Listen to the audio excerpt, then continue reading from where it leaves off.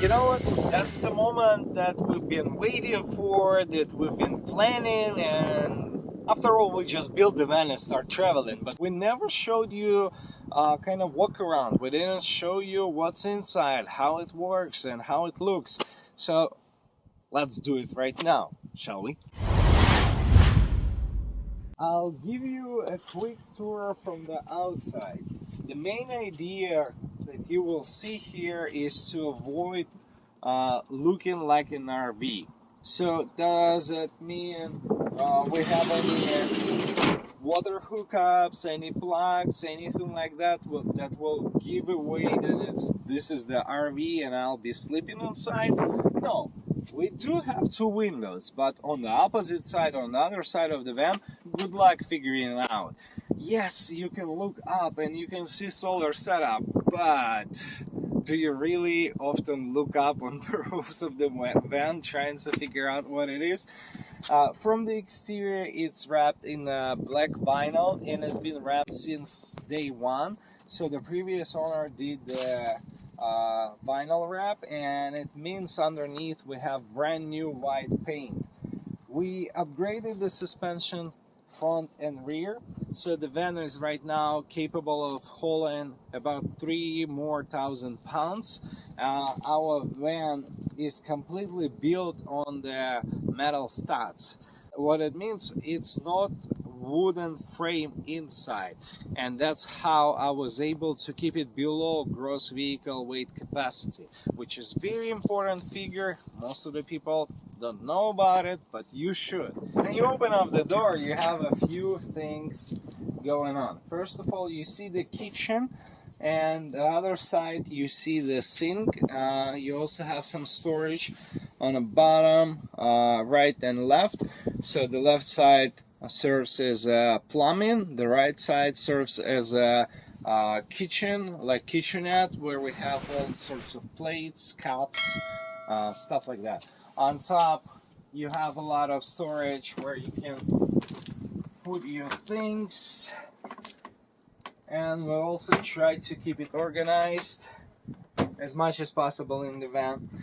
Here we have induction cooktop, and this is double induction cooktop, and this is my extra space that you can utilize when you flip the seat, because it rotates and you'll be able to work on it, or you'll be able to use it as, let's say, as a cutting board or something like that while you're cooking using induction cooktop.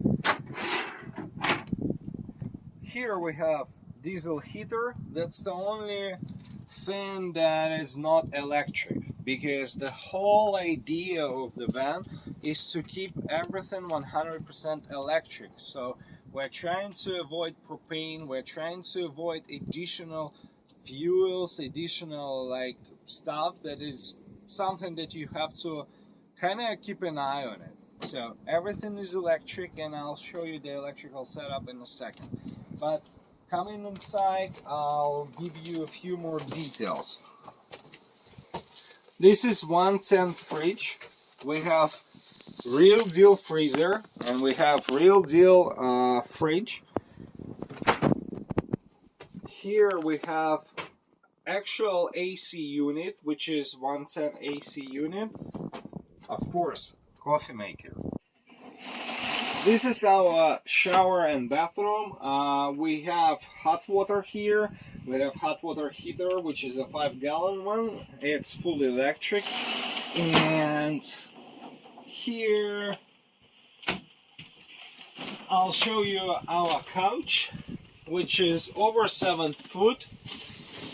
You have 2 screens, and when you lift up the leg from Lagoon tables, you'll be able to have one table here, one table here.